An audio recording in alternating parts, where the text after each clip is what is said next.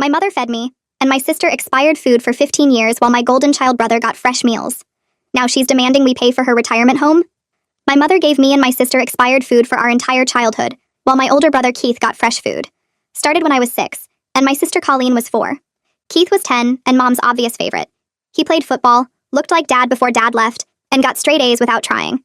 Mom would go grocery shopping every Saturday, come home with bags of fresh meat, vegetables, bread, and milk for the main kitchen.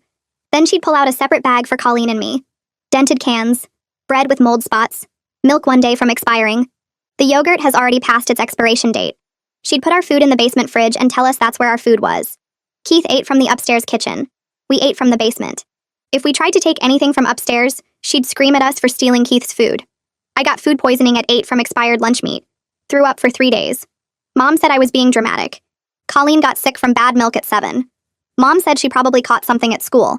When teachers asked why our lunches smelled funny, Mom told them we were picky eaters who only liked aged cheese and fermented foods. Keith would bring friends over, and Mom would cook them steak dinners while Colleen and I ate expired soup in the basement. She'd tell everyone we had sensitive stomachs and needed special food. But here's what Mom didn't plan on. Getting sick that often built up my immune system like crazy. By high school, I never missed a day. Perfect attendance got me scholarship opportunities. I also learned to cook everything from scratch because I had to make expired ingredients taste decent. Became obsessed with food safety, nutrition, and preservation techniques. Got into culinary school on a full ride. Colleen went into nursing, specifically pediatric nutrition. She wanted to make sure no kid went through what we did. Keith peaked in high school, failed out of college, moved back home at 22 and never left. Now he's 38, still in Mom's house, working part-time at a hardware store. I became head chef at a 5-star restaurant by 28. Opened my own place at 32. Got reviewed in the Times. 3 locations now. Colleen runs a whole pediatric nutrition program at the Children's Hospital. We both cut Mom off the day we turned 18. Haven't been back to that house in 15 years. Mom never called, never apologized, nothing. Then last week she showed up at my restaurant. Not to eat, not to congratulate me. She needs money. Turns out Keith can't support her anymore. The house needs repairs. Her Social Security isn't enough. She wants me and Colleen to pay for a retirement home. A nice one. She already picked it out. $8,000 a month. She figures Colleen and I can split it since we're so successful. I raised you, she says. I kept a roof over your heads. Fed you every day. Now it's your turn to take care of me. I actually laughed. Right there in my own restaurant. Fed us? She fed us garbage while treating Keith like royalty. The sous chef Carlos looked concerned. I waved him off. Told Mom I needed to check something in the kitchen. Instead, I called Colleen. Told her to meet me at Mom's house tomorrow with her husband. Then I called my lawyer friend Russell. Asked him to write up something special. The next day, Colleen, her husband Jack, Russell and I showed up at Mom's house. Keith answered the door in his bathrobe at 2 p.m. The house smelled like mildew. Mom was in the living room, already talking about payment schedules for the retirement home. I handed her the paper Russell prepared. "What's this?" she asked. "An invoice," I said. "For all the medical bills from food poisoning. Therapy for the eating disorders Colleen developed, dental work from malnutrition, comes to $87,000. Pay that and we'll talk about your retirement." She went white, started sputtering about ungrateful children, about everything she sacrificed. Colleen cut her off. "You fed us expired food for 15 years while Keith ate like a king. You know what I found when I was 14? Your grocery receipts? You were buying our expired food on purpose from a discount salvage store, saving money on feeding your daughters so Keith could have name brand everything." Keith looked confused. "What expired food?" Mom never told him. He actually thought we had special dietary needs all those years. I pulled out my phone and showed him photos. "Remember when you had friends over for your 16th birthday? Steak dinner upstairs? Colleen and I ate expired canned ravioli in the basement. Mom told you we were at a sleepover. We were in the basement the whole time." Keith's face went from confusion to horror. He looked at Mom. "You fed them expired food?" Mom's face turned white, then red, then white again. She reached for Keith's arm, but he pulled back so fast he nearly stumbled. The look he gave her was something I'd never seen before, like he was staring at a stranger. She opened her mouth, but nothing came out at first. Then the words started tumbling over each other, fast and desperate. She was just trying to be practical, she said, making tough choices as a single mother with 3 kids and no help from anyone. The food was perfectly safe, she insisted, just past some random date printed on a label that didn't mean anything. We were always so picky anyway, turning our noses up at everything. So what was the point of wasting good money on food we'd complain about? Keith kept staring at her, his mouth slightly open, his eyes doing this thing where they kept getting wider and wider. Colleen's voice cut through the room like a blade. I'd never heard my sister sound like that before, cold and sharp and absolutely done with everything. She pulled out her phone and started swiping through photos. She held the screen up to Keith's face. Moldy bread with green and white fuzz spreading across the crust. Cans so bloated the metal bulged outward. Milk with chunks floating in yellowish liquid. Yogurt with a layer of something dark and wet on top. Keith looked at each photo, his face getting paler with every swipe. Mom started talking again, louder this time, saying those photos were fake or exaggerated or taken out of context. But Colleen just kept swiping, showing him more and more evidence of what we ate for 15 years. Keith suddenly turned and ran for the bathroom. We heard him throw up, the sound echoing through the quiet house. Mom yelled after him that we were being dramatic, that we were manipulating him, that we were turning her son against her with lies and made-up stories. Russell shifted beside me, and I could feel his lawyer instincts kicking in, probably cataloging everything Mom said for future reference. I spoke up then, my voice steady even though my hands were shaking. We have documentation of everything, I told Mom. Medical records from all the times I got food poisoning that she dismissed as me being dramatic. Hospital visits for Colleen's stomach issues. Dental records showing the damage from malnutrition. Russell added that we also have testimony from teachers who noticed our lunches and remembered Mom's explanations about our supposed special dietary needs. Mom's face twisted into something ugly, all her careful mask sliding away. Keith came back from the bathroom looking like he might pass out. His skin had this gray tinge to it and he was breathing hard. He walked straight to Mom and asked her directly if it was true. Did she really buy our food from a salvage store on purpose? Mom didn't answer. She just stood there with her mouth pressed into a thin line, her eyes darting between Keith and the door like she was calculating an escape route. Keith sat down heavily on the couch and put his head in his hands.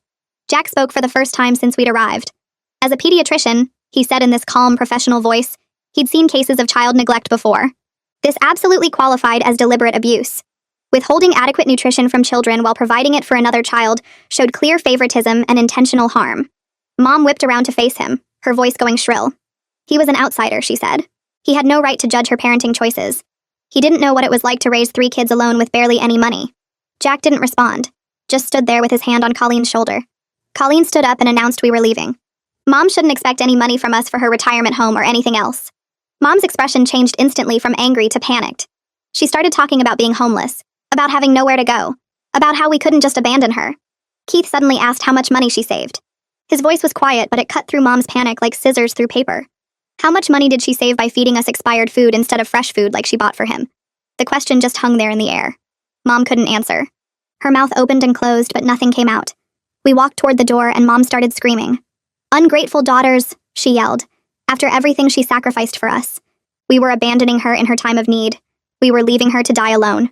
Russell opened the door and we filed out one by one. Keith didn't follow us. Through the window, I could see him still sitting on that couch, his head in his hands, his shoulders shaking. Mom's voice followed us all the way to our cars, getting higher and more desperate with every step we took away from that house. We got in our cars, and I watched Colleen collapse against Jack in the passenger seat. Her whole body shook with sobs that seemed to come from somewhere deep inside her chest. Jack wrapped both arms around her and just held on while she cried into his shoulder. I stood there by my car door watching them through their windshield, and felt nothing. Like my body was there in that parking lot, but my brain was somewhere else entirely. My phone buzzed in my pocket and I pulled it out without really thinking about it. Carlos had sent a text asking if I was okay, and if he should handle the dinner prep without me. Something about seeing his name on my screen made everything crash back into focus. My hands started shaking so bad I almost dropped the phone. I texted back that I needed an hour and would be there soon. Russell walked over and put a hand on my shoulder. He said he'd send Mom an official cease and desist letter, making it clear that any further contact would result in a restraining order. Then he suggested we might want to report the childhood abuse to Adult Protective Services. Not for prosecution since too much time had passed, but to create an official record in case Mom tried anything else. I nodded and got in my car before he could see my face doing whatever it was doing. Colleen was still crying when I drove past their car. 2 days went by where I buried myself in work and tried not to think about Mom's face or Keith sitting on that couch. Then right before dinner service on Tuesday, Carlos came back to my office looking uncomfortable. Keith was at the front asking to talk to me. I told Carlos to handle the kitchen and went out to find Keith standing by the host stand, looking like he hadn't slept in a week. His eyes were red and his clothes looked slept in, and something in his face made me take him back to my office instead of telling him to leave. He sat down in the chair across from my desk and put a folder on the surface between us. He'd been going through Mom's financial records, found receipts going back 20 years from the salvage store where she bought our food. He opened the folder and spread them out so I could see. Rows and rows of receipts showing purchases of expired meat, dented cans, outdated dairy products. The amounts she saved added up to over $30,000. He'd cross-referenced them with other receipts and found where that money went. His sports equipment, his college attempts, his car. Every dollar she saved by feeding us garbage went straight to making his life better. Keith started crying right there in my office. Not quiet tears, but full-on sobbing that made his shoulders shake. He kept saying he never knew, and if he had known, he would have done something. I sat there watching him fall apart, and wasn't sure I believed him. He was always Mom's favorite, and he liked it that way. He liked being the special one who got fresh food and new things and all of Mom's attention. But his horror seemed real. Like he was seeing his whole childhood from a different angle and realizing he was standing on top of our suffering the whole time. I realized he was another kind of victim of Mom's manipulation. She'd used him as a weapon against us without him even knowing it. I asked Keith what he wanted from me. My voice came out flat and tired.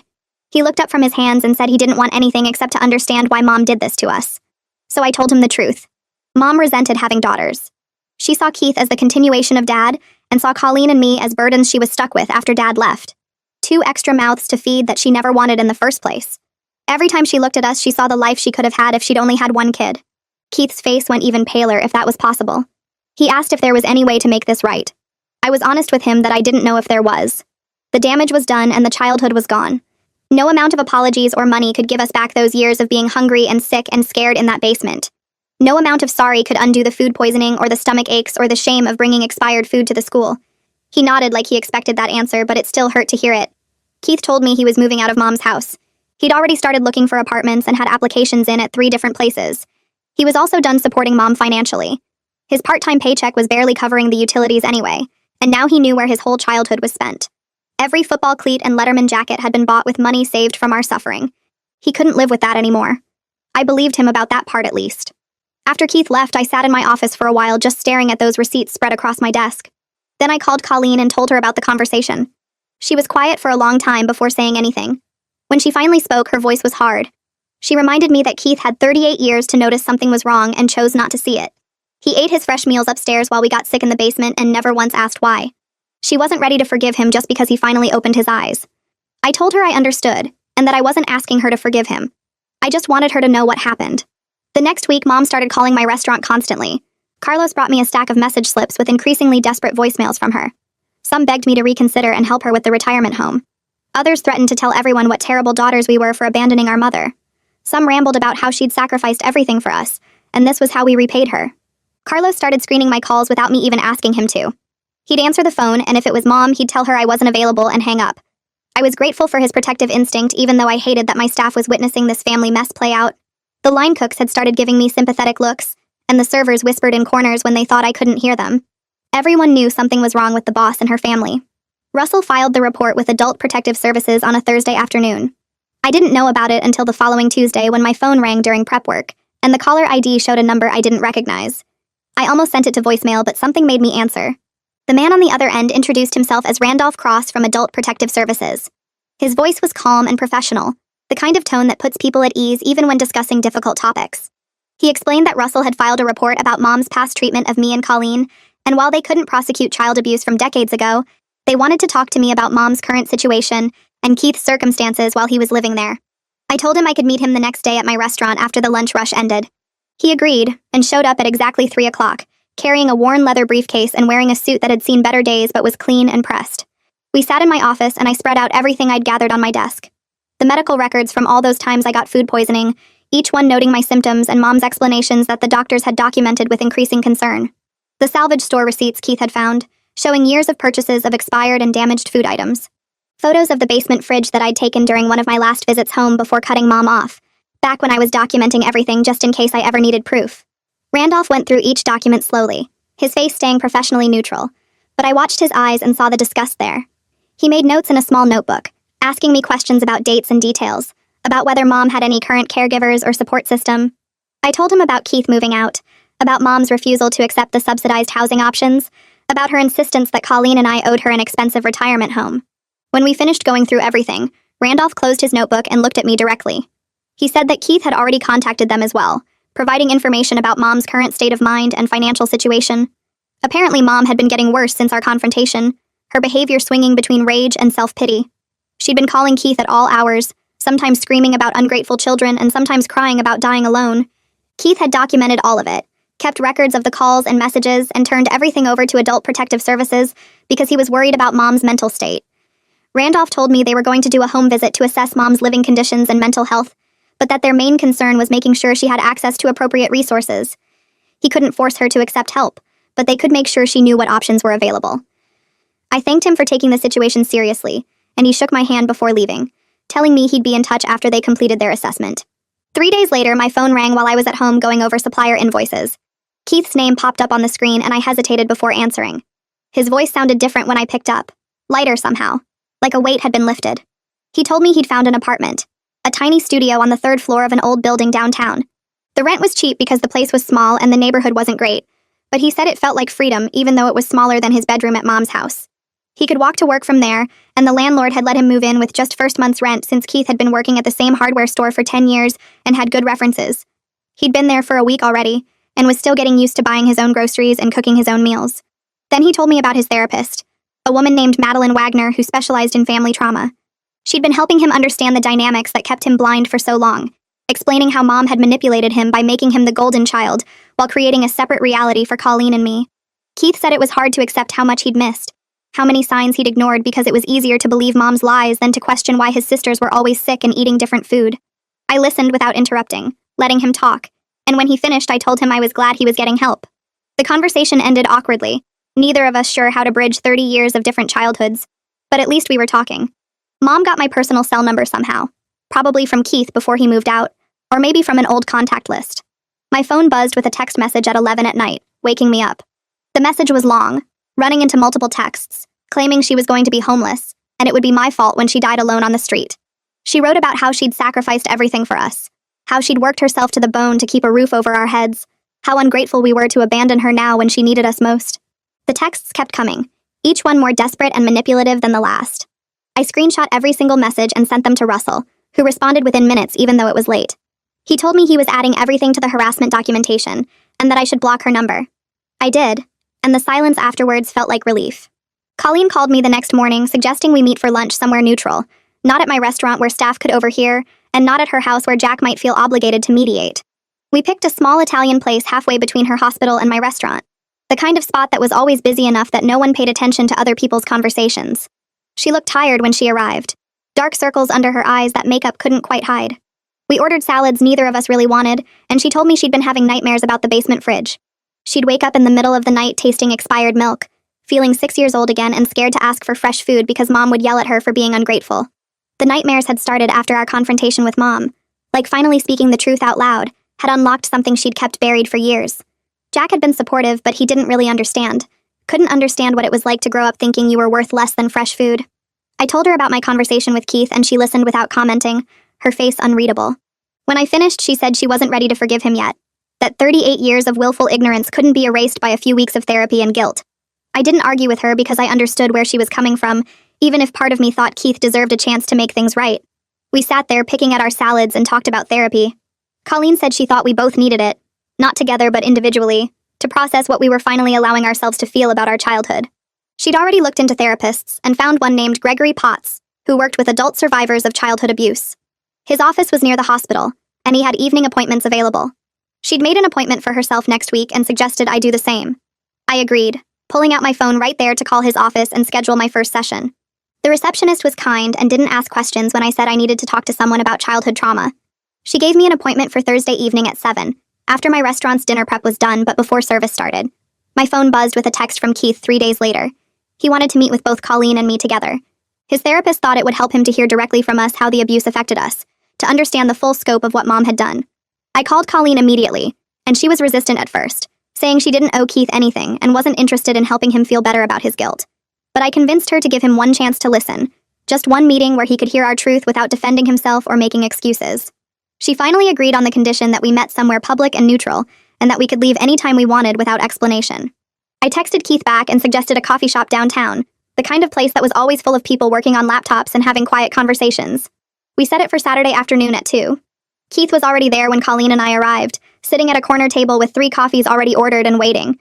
He looked terrible, like he'd aged 5 years in the 2 weeks since I'd last seen him. His face was drawn and pale, his eyes red like he'd been crying recently or not sleeping enough. He stood up when he saw us but didn't try to hug or shake hands, just gestured to the chairs and sat back down. Colleen sat furthest from him, her body language closed off and defensive. I sat between them and wrapped my hands around the coffee cup he'd bought me, letting the warmth ground me.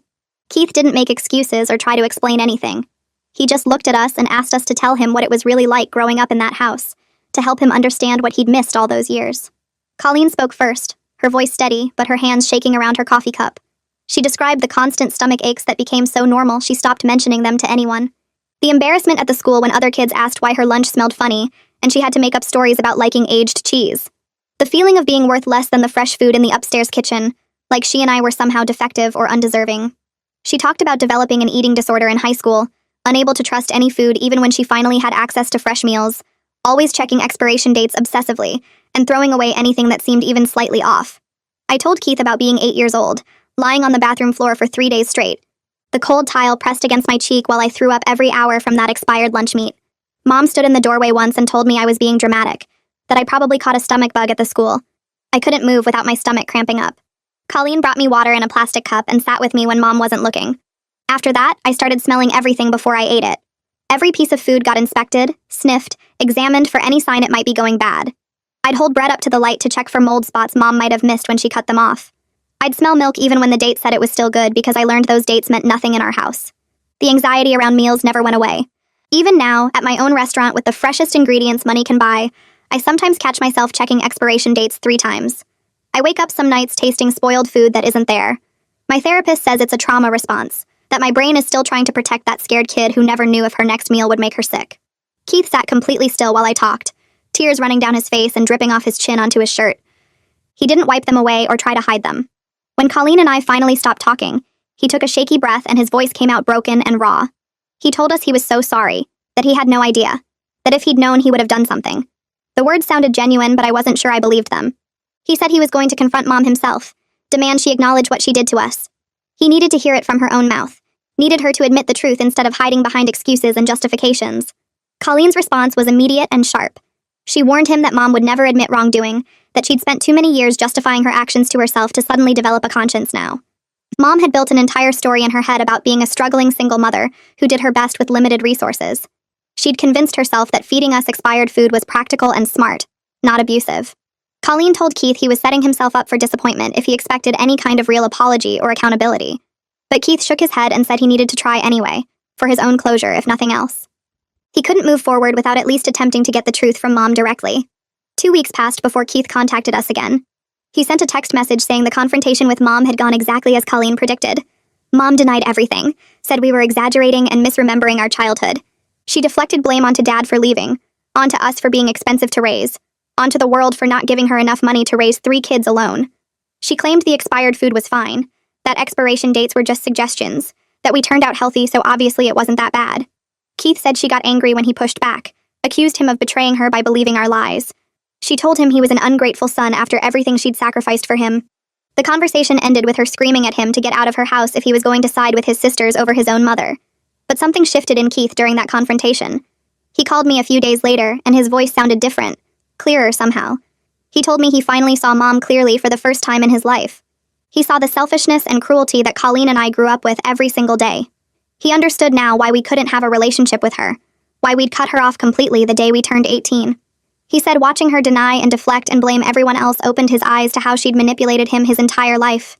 He'd been her favorite because he served her needs, made her look good, gave her something to brag about. The moment he questioned her or challenged her version of events, she turned on him just like she'd always turned on us. Mom's landlord called Keith 3 weeks after our coffee shop meeting. Mom had listed him as her emergency contact on the rental application years ago. The landlord explained that the house needed major repairs that Mom couldn't afford. The roof was leaking in 2 places, the furnace was on its last legs, and the electrical system was outdated and potentially dangerous. The landlord had given Mom 30 days to either make the repairs or move out. Keith told the landlord he was no longer involved in Mom's finances and suggested contacting social services for assistance with elderly housing. The landlord sounded frustrated but said he'd look into it. Keith texted me right after the call, asking if he'd done the right thing. I told him yes, that Mom's housing situation wasn't his responsibility anymore. Randolph called my cell phone on a Tuesday afternoon while I was prepping vegetables for dinner service. He said they'd completed their investigation into Mom's living situation. While they couldn't force her into any particular housing arrangement, they'd connected her with resources for low-income senior housing. Mom qualified for a subsidized apartment that would cost $300 a month based on her Social Security income. The apartment was clean, safe, and in a building with other seniors. It had a small kitchen, a bedroom, and a bathroom. Everything she actually needed. Randolph said he'd personally walked Mom through the application process and helped her understand the benefits. He seemed optimistic that she'd accept the help. Mom refused the subsidized housing immediately. She called Randolph back the same day, and told him she deserved better than some cramped apartment in a building full of old people. She still insisted she deserved the $8,000 retirement home she'd picked out, the one with the fancy dining room and the activities coordinator and the landscaped grounds. She told Randolph that her daughters were obligated to pay for it, that we owed her after everything she'd done for us. Randolph called me back sounding tired and frustrated. He said there was nothing more they could do if she wouldn't accept appropriate help. They'd given her options within her means, and she'd rejected them. Unless she became a danger to herself or others, they couldn't force her into housing she didn't want. My therapy sessions with Gregory were helping me understand Mom's refusal to take responsibility. We'd been meeting every Thursday evening for 6 weeks now. Gregory explained that Mom's denial wasn't really about me or Colleen at all. It was about her own inability to face what kind of mother she'd been. Admitting she deliberately fed her daughters expired food while giving her son fresh meals would require her to see herself as abusive and cruel. Her entire self-image was built on being a struggling single mother who did her best under difficult circumstances. Accepting the truth would shatter that image and force her to confront decades of choices she couldn't take back. Gregory said some people would rather die defending their false narrative than face the truth about themselves. That wasn't something Colleen and I could fix or change no matter how much evidence we presented. Keith started showing up at my restaurant every Thursday evening around 7. He'd sit at the bar and order whatever Carlos recommended, then chat with him about food and cooking techniques. Carlos seemed to enjoy the company and would explain how he prepared different dishes, what ingredients worked well together, why certain cooking methods produced better results. Keith told me one night that he was learning to cook properly for the first time in his life. Mom had never taught him anything about cooking, because she'd always just made his meals for him. He'd been completely dependent on her for food his entire life, never learning basic skills that most people picked up as teenagers. Now he was watching cooking videos online, practicing simple recipes in his tiny studio apartment kitchen, slowly building the skills he should have learned 20 years ago. A woman named Grace sent me a message through Instagram 3 weeks after Keith started his weekly restaurant visits. She introduced herself as someone Keith had been seeing for a few months and asked if we could meet to talk about the family situation. Keith had told her everything, she wrote, and she wanted to understand the dynamics better before getting more serious with him. I showed the message to Carlos during prep time, and he raised his eyebrows but didn't say anything. I agreed to meet Grace at a wine bar downtown on my next night off. Grace was already there when I arrived, sitting at a corner table with 2 glasses of red wine waiting. She stood up to shake my hand, and I noticed she was tall, maybe 5'10", with short dark hair and direct brown eyes that looked right at me without any of that fake sympathy some people give when they hear about abuse. She thanked me for coming and got straight to the point, asking specific questions about what our childhood was actually like and what role Keith played in it. I appreciated that she didn't dance around the topic or try to make small talk first. She listened while I explained the basement fridge, the expired food, the constant sickness, and Keith eating fresh meals upstairs while we got garbage. Grace nodded and took notes on her phone, which seemed weird until she explained she was a social worker, and documenting helped her process difficult information. She told me she'd been encouraging Keith to maintain distance from Mom while trying to build relationships with Colleen and me if we were open to it. She said Keith talked about us constantly, about the guilt eating him alive, about wanting to make things right somehow even though he knew he couldn't change the past. Grace leaned forward and lowered her voice like she was sharing something private. Keith had been having panic attacks, she said, waking up in the middle of the night thinking about all the ways he benefited from our suffering. The sports equipment Mom bought him, the college tuition she paid before he dropped out, the car she helped him get. All of it came from money she saved by feeding us expired food from the salvage store. He'd been adding it up obsessively, she told me, trying to calculate exactly how much of his life was built on our pain. I stirred my wine and thought about that for a minute before responding. I told Grace that while Keith was part of the system Mom created, he was also a kid who didn't know what was happening. Mom was the one who made the choice to abuse us, who deliberately bought spoiled food and fed it to her daughters while giving her son fresh meals. Keith benefited from it, but he didn't cause it. And there's a difference even if the result was the same for Colleen and me. I called Colleen the next day, and we met for coffee at a place near the hospital where she works. I told her about meeting Grace and what she'd said about Keith's panic attacks and guilt. Colleen stirred sugar into her coffee and stared out the window for a long time before speaking. She asked if I thought we were ready to have Keith in our lives in any real way, not just him showing up at my restaurant once a week, but actually being family. I said I didn't know, that he seemed genuine about wanting to understand and change, but rebuilding trust after 30 years of him being Mom's favorite while we ate garbage wasn't going to happen in a few weeks. Colleen agreed and said her therapist had told her the same thing, that healing from this kind of childhood takes years, not months, and Keith would have to prove himself over time through consistent actions, not just words and guilt. We decided to stay open to the possibility, but keep our boundaries firm and our expectations low. Keith called me 2 months later sounding stressed and said he needed to tell me something about Mom. Her house was going into foreclosure because she'd stopped paying the mortgage. He'd warned her this would happen when she refused the subsidized apartment Randolph found for her, but she didn't believe him. She apparently thought that if she became desperate enough, Colleen and I would cave and give her money for the fancy retirement home she wanted. Keith said he'd tried to explain that we weren't going to change our minds, that we'd been clear about our boundaries. But Mom insisted we were just being stubborn and would come around when we saw her lose everything. The bank had already started the foreclosure process, and Mom had maybe 60 days before she'd be forced out. Keith asked if there was any chance we'd reconsider helping her, and I told him no, that Mom made her choice when she fed us expired food for 15 years, and she could live with the consequences now. The bank sale happened faster than anyone expected. Some investor bought the house at auction for cash, and Mom had 30 days to get out instead of 60. Keith helped her move to the subsidized senior apartment because he said he couldn't just abandon her completely even after everything, but he told me he was keeping firm boundaries. He wasn't giving her money, wasn't letting her guilt him into more support than he could reasonably provide, and wasn't going to be her emotional dumping ground anymore. The apartment was small but clean, in a building with other seniors and close to a bus line. Mom complained the entire time they moved her stuff, Keith said, talking about how her daughters had forced her into poverty, and how she deserved better after raising us. Keith didn't argue with her, just kept moving boxes and assembling furniture until everything was set up. Mom tried one last manipulation a week after the move. She called Keith crying and said she had a serious health condition that needed expensive treatment her insurance wouldn't cover. She needed $10,000 immediately, or she'd die, she told him, and he was her only hope since her ungrateful daughters had abandoned her. Keith asked for documentation from her doctor, the diagnosis, the treatment plan, anything official that proved what she was saying. Mom got angry and said he should just trust her, that a son should believe his mother without demanding proof.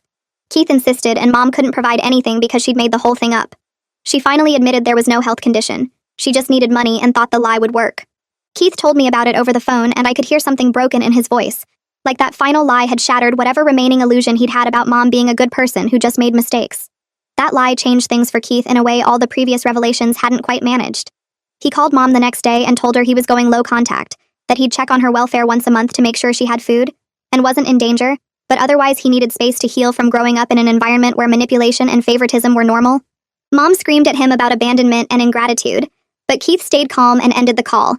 He texted me afterwards saying it was the hardest thing he'd ever done, but also the most necessary, and his therapist Madeline had helped him understand that protecting himself wasn't the same as abandoning Mom. It was just setting healthy boundaries she should have respected years ago. 3 months after our initial confrontation at Mom's old house, Colleen and I met Keith and Grace for dinner at my restaurant. I reserved a private table in the back where we wouldn't be interrupted by other diners or staff. It was awkward at first, all of us sitting there with menus we weren't really reading, making small talk about the weather and traffic. But then Grace told a story about Keith trying to cook dinner for her, and accidentally using salt instead of sugar in the dessert, and somehow that broke the tension. We started laughing, really laughing. Not the polite kind, but the genuine kind where you can't quite catch your breath. Keith told another story about burning pasta because he forgot water was required, and Colleen shared about Jack trying to make her breakfast in bed and setting off the smoke alarm. We spent 2 hours at that table talking and laughing, and it felt like maybe we were building something new, something that wasn't defined by our childhood or Mom's abuse, but by who we were choosing to become now. Keith waited until dessert to tell us his news. He'd enrolled in community college to finish his degree, starting with general education classes to get back into the rhythm of school. He was studying business management, he said, because he wanted to actually build a career instead of drifting through part-time jobs for the rest of his life. Grace squeezed his hand under the table, and I saw real partnership there, someone who supported him becoming better instead of enabling him to stay stuck. Keith looked at Colleen and me and said he knew he couldn't fix the past, or make up for the years he spent oblivious, while we suffered. But he wanted us to know he was trying to become someone we might actually want as a brother. Colleen reached across the table and squeezed his other hand, not saying anything, but the gesture said enough. I started seeing Gregory twice a week instead of once. He suggested EMDR therapy for the food poisoning incident when I was 8, the one where I threw up for 3 days straight while Mom told me I was being dramatic. We sat in his office with the light bar, and I followed the moving dot with my eyes while remembering that bathroom floor, the taste of bile, the way my stomach cramped so hard I thought something inside me was tearing. Gregory had me rate the distress from 0 to 10, started at a 9. We did the eye movements and he asked what came up. I saw myself on that cold tile floor, 6 years old and so scared I was going to die and nobody cared. More eye movements. The memory shifted and I saw myself now, successful and strong, reaching back to that little girl and telling her she survived. By the end of the session, the distress was down to a 3. I walked out of Gregory's office feeling like someone had removed a weight from my chest that I'd been carrying, so long I forgot it was there. The next day at the restaurant, Carlos commented that I seemed different, lighter somehow. I told him I was working through some old stuff, and he nodded like he understood without needing details. Colleen called me 2 weeks later, her voice high and excited in a way I hadn't heard since we were kids. Her hospital was launching a program to screen children for food problems and nutrition neglect. She was leading the whole design, using everything we went through to help find kids who might be suffering like we did. She talked fast, explaining how they'd train nurses to recognize signs, how they'd connect families with resources, how early catching these situations could change a kid's entire life. I sat in my office listening to her describe the screening questions, the intervention protocols, the follow-up procedures. My sister was turning our nightmare into something that would protect other children. When she finally paused for breath, I told her I was proud of her. She got quiet for a second, then said she was proud of us both for not letting what Mom did destroy us completely. Keith texted me a few days after that asking if he could bring Grace to meet Colleen and Jack. He wanted the people he cared about to know each other, he said. I called Colleen to see how she felt about it. She was quiet for a long moment, then said she was willing to let Keith into her life slowly and carefully, but she needed to see consistent effort from him over time. I texted Keith back that Colleen agreed, and we set up dinner for the following Saturday at a restaurant halfway between their places. When I hung up, I realized I was proud of my sister for being willing to take that risk, for not letting our childhood make her so hard that she couldn't see Keith's genuine attempts to change. The letter arrived at my restaurant on a Tuesday afternoon. Carlos brought it to my office with a concerned look, saying it was addressed to me personally. I recognized Mom's handwriting on the envelope immediately. My hands shook a little as I opened it. 3 pages of her cramped writing, claiming she was dying from some unspecified illness, saying she wanted to make peace before it was too late, begging me to call her so we could talk. The letter was manipulative and guilt-laden, full of phrases about forgiveness and family, and not having much time left. I took a photo of each page and sent them to Russell. He called me back within an hour. He'd contacted Randolph, who still checked on Mom occasionally through Adult Protective Services. Randolph confirmed Mom was fine, perfectly healthy according to her recent medical checkup. She was just lonely and still trying to manipulate us into giving her attention and money. I sat at my desk for a long time that night after the restaurant closed, staring at a blank piece of paper. Finally, I started writing. I told Mom that I'd built a good life despite what she did to me and Colleen. I told her I was successful and happy, that I had people who loved me and a career I was proud of. I told her she had no place in my future unless she genuinely admitted what she'd done and got serious professional help. I didn't sugarcoat anything or pretend the abuse was less than it was. I also didn't write with anger, just with honesty. When I finished, it was 3 pages long. I read it over twice, sealed it in an envelope, and mailed it the next morning. Russell asked if I wanted him to review it first. I told him no. This was something I needed to do on my own terms. Weeks passed with no response from Mom. I checked my mail at the restaurant every day, looked at my phone expecting a call or text.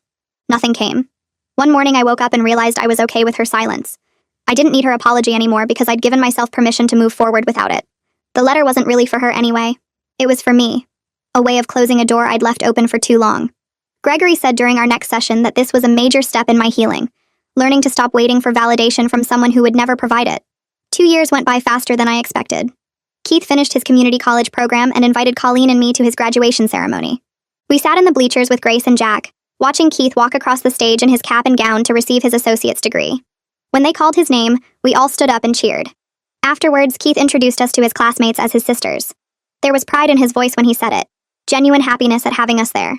One of his classmates mentioned that Keith talked about us all the time, about how we'd overcome difficult childhoods to build successful careers. Keith looked embarrassed but pleased. On the drive home, I told Colleen that maybe we were actually becoming a real family, the kind we should have had all along. The culinary magazine interview happened 3 months after Keith's graduation. They wanted to feature my restaurant as part of a series on innovative chefs. The interviewer asked about my inspiration for becoming a chef, what drove me to pursue this career.